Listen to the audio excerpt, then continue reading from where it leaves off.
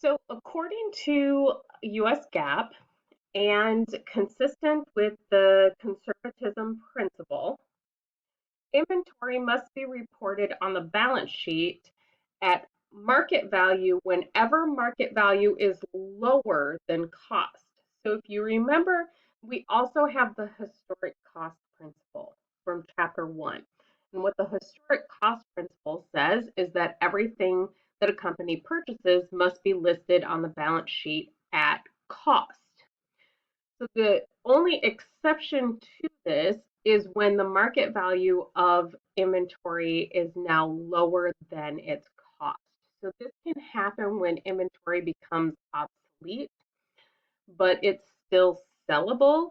So we're not just getting rid of it or scrapping it. We can sell it, but it no longer has the market value that it had when we originally cost it. So this would be the current replacement cost and not the sales price. So it's the cost of goods sold cost for inventory and not the sales price. We can apply it in these one of three ways. So we can apply it separately to each individual item. We can apply it by category of inventory, or we can apply it to the whole inventory. Okay, so I want you to think about, let's think about a company like Target. That's a merchandiser. They sell retail merchandise. And in their electronics department, they have some televisions and they have cell phones and they have fitness watches and smartwatches. They have computer printers, but different kinds of electronics inventory. So what happens if they have old inventory that no longer has the same mark of value because it's become so old that new items have come out to replace it? Then they can separately recost each item of their inventory. They can cost by category, so they can just lower the cost of all of their TVs, all of their printers, all of their cell phones, all of their watches, or they can apply to the whole inventory as a whole. So let's look at some examples. So we have this inventory, this example from the textbook where we're talking about two different bikes. And we have that the total cost of those bikes was $170,000, but at the current time, they have a total market value of $140,000. So they have lost $30,000 in value. The Sprints have a total cost of $50,000, but their market value is higher than their cost. So therefore, we can write down the Roadster bikes because they have a lower market value. So we then write that $30,000 difference by debiting cost of goods sold and crediting merchandise inventory.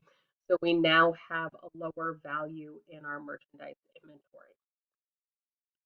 Okay, so we have an example here where we have a company with three products and we want to compute the lower or cost of market for the inventory. So here we have a $600 cost per unit, but the market per unit is $550. So the cost that we would keep our inventory at is $550. So we would take this $11 times $550, and that is what our cost is for inventory. So we would debit cost of goods sold and credit merchandise inventory for the difference between the 11 times 600 and the 11 times 550. The skateboards have a higher market price per unit than cost, so we would do no change to the skateboards. And for the gliders, we have the market per unit is $100 lower than the cost per unit. So we would take the 26 times that $100 difference and we would debit cost of goods sold and credit merchandise inventory for that amount to write that inventory down to $700 per unit. Okay.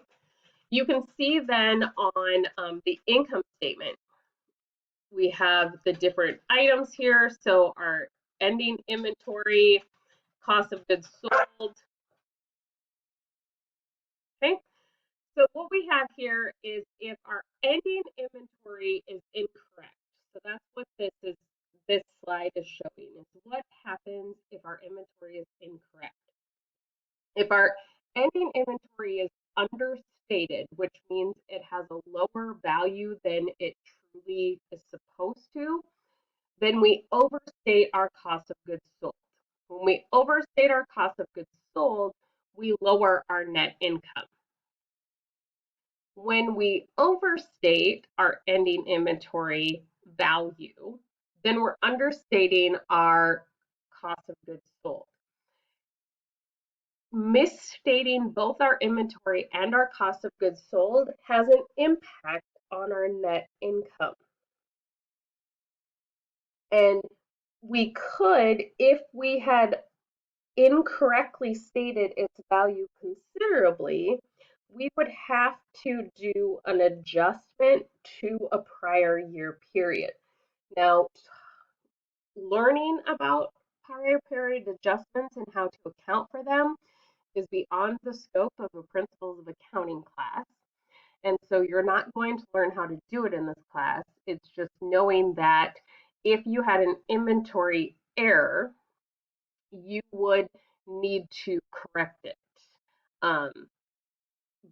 You can do different, there are different accounting treatments for it, but it would need to be corrected. That topic is discussed more in intermediate accounting.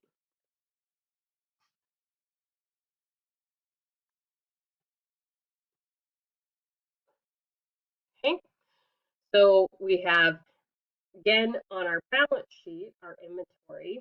So if our ending inventory is too low, then our assets are understated and our equity is understated. So our inventory is less than it should be on our balance sheet. It impacted our net income.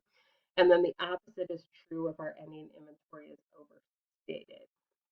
And again, where we would, if we discovered this error in our inventory, then we would make an adjustment. Okay. Now we're going to talk about some financial statement ratios that we use to analyze inventory. So the first one is inventory turnover. This shows how many times a company turns over or sells all of its inventory during a period. It's an indicator of how well we're doing at managing the amount of inventory we have available. This is also a financial measure that we would measure against other companies within our same industry. Because the inventory, what is considered good inventory turnover for a grocery store, is far different than what is considered good inventory for a jewelry store. And so we couldn't compare those two businesses side by side and do a comparison. So we need to compare like type businesses. So the calculation for this is cost of goods sold divided by average inventory. So average inventory is our beginning inventory plus our ending inventory divided by 2. Okay? And then days and sales inventory tells us how often, on average, our inventory is available. So how many number of days inventory on average sits on our shelves before it gets sold.